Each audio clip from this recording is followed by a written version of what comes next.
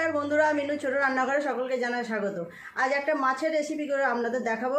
কি মাছ নিয়েছি সেটা আপনাদের আগে দেখিয়ে দেবো।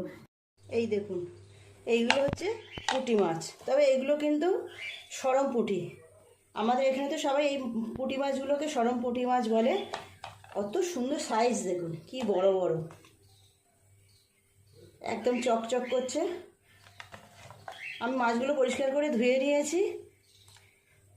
মাঝখান থেকে একটু কেটে নেবো, এত বড় বড় মাছ ভাজা করতে অসুবিধা হবে। বুটি দিয়ে কেটে মাঝখান থেকে দু টুকরো করে নেব। মাছগুলো দেখলেই কিন্তু বেশ মন ভরে যায়, কত সুন্দর দেখতে দেখুন, কত বড় বড়, একদম পুরো এক বিঘত করে। এই দেখুন, মাঝখান থেকে কেটেছি, তাও এত বড় বড় হয়েছে। চারটে মাছই আমি এইভাবে কেটে নেব। সর্ষে দিয়ে ঝাল করুন বা পেঁয়াজ দিয়ে ঝাল করুন, যেভাবেই করুন না কেন, খেতে কিন্তু খুব টেস্ট হয়। তিনটে কাটা হয়ে গেছে, আর একটা কাটলে হয়ে যাবে।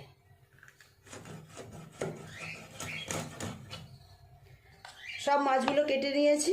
মাছগুলোর মধ্যে নুন আর হলুদ মিশিয়ে নেব ভালো করে। একটা পোনা মাছও নিয়েছি, পোনা মাছের দাগা। মাছগুলোর মধ্যে নুন হলুদ মিশিয়ে দেব। দিয়ে দেব নুন আর হলুদ গুঁড়ো। খুব ভালো করে প্রত্যেকটা মাছের গায়ে নুন আর হলুদটাকে আগে মিশিয়ে নেব। মাছগুলো দেখতেও যেমন সুন্দর, টেস্টও তেমন।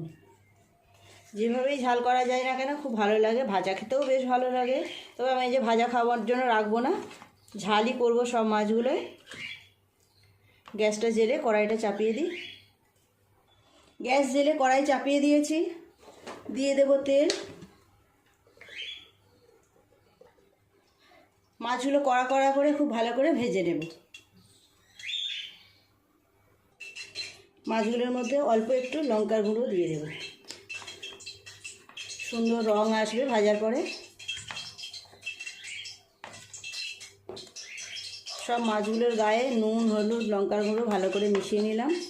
তেল গরম হয়ে গেছে, এক এক করে মাছগুলো দিয়ে ভেজে নেব।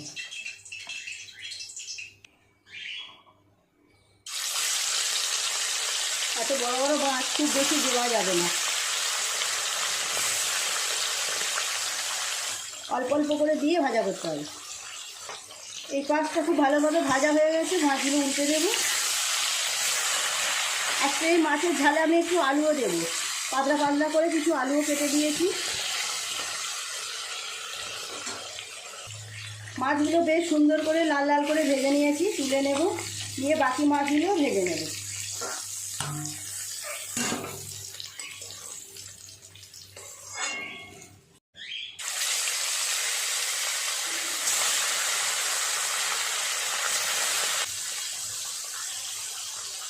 এই মাছগুলো ভাজা হয়ে গেছে, তুলে নেব। আর দুটো আছে, ভেজে নিলেই হয়ে যাবে।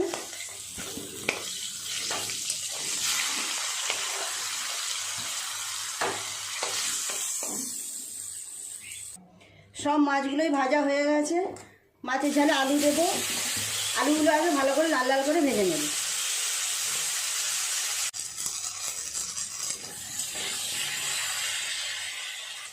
অল্প একটু হলুদ গুঁড়ো দিয়ে দেব।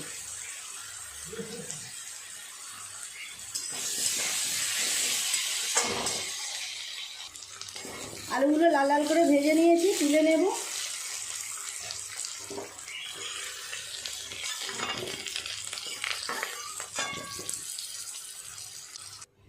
দিয়ে দেব পেঁয়াজ কুচি।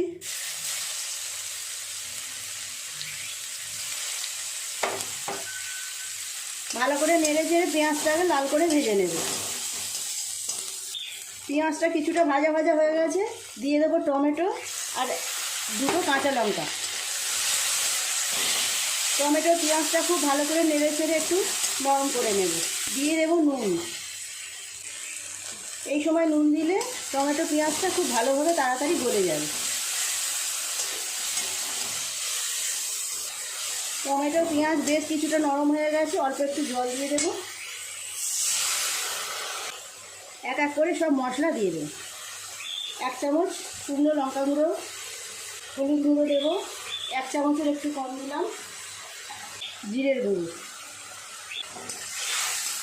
খুব ভালো করে সমস্ত মশলা, পেঁয়াজ, টমেটো ভালোভাবে কষিয়ে নেব। এইভাবে 2-3 মিনিট সময় নিয়ে এইভাবে কষিয়ে নেব। অল্প একটু কাশ্মীরি লঙ্কা দেব রঙের জন্য।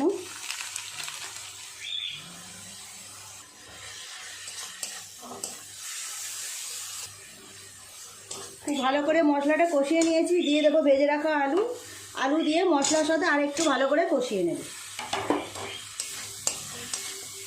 2-3 মিনিট সময় নিয়ে কষালেই হবে। খুব ভালো করে সমস্ত মশলার সাথে আলুটা আর একটু ভালোভাবে কষিয়ে নিলাম। দিয়ে দেবো পরিমাণ মতো জল, আলুটা সেদ্ধ হওয়ার মতো।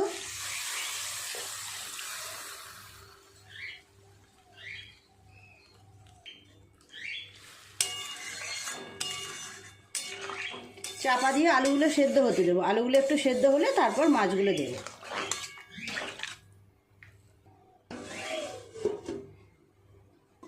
মিনিট 10 এইভাবে ঢাকা দিয়ে রেখেছিলাম। এবার খুলে দেখবো আলুগুলো কেমন সেদ্ধ হলো।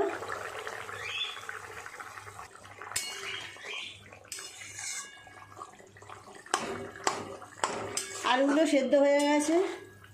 দিয়ে দেব সর্ষে, গুঁড়ো সর্ষে আমি একটুখানি জলে গুলে রেখেছিলাম। দিয়ে দেবো ভেজে রাখা মাছ। আস্তে আস্তে এক এক করে সব মাছগুলো দিয়ে দেব।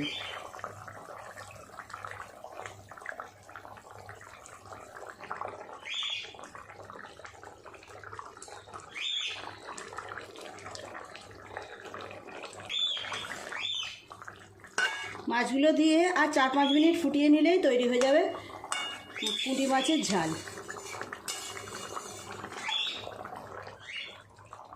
মাছ দিয়ে 5-6 মিনিট ফুটিয়ে নিয়েছি। ওপর থেকে একটু সর্ষের তেল ছড়িয়ে দিয়ে নামিয়ে নেব। মাছের ঝাল পুরোপুরি হয়ে গেছে, ঢেলে নেব।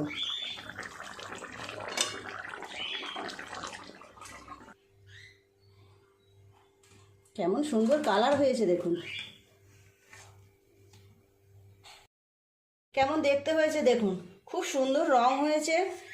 এগুলো যেমন দেখতে হয় খেতেও তেমন সুন্দর হয়। এমনি এই মাছগুলোর ভীষণ টেস্টি, খুব ভালো লাগে। তো প্লিজ বন্ধুরা, আজকের রেসিপিটা কেমন লাগলো কমেন্ট করে জানাবেন। ভালো লাগলে একটা লাইক করে দেবেন।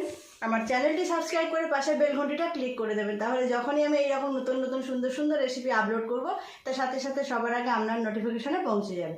সবাই খুব ভালো থাকবেন। দেখা হচ্ছে পরের দিন নতুন কোনো ভিডিওর সাথে। নমস্কার।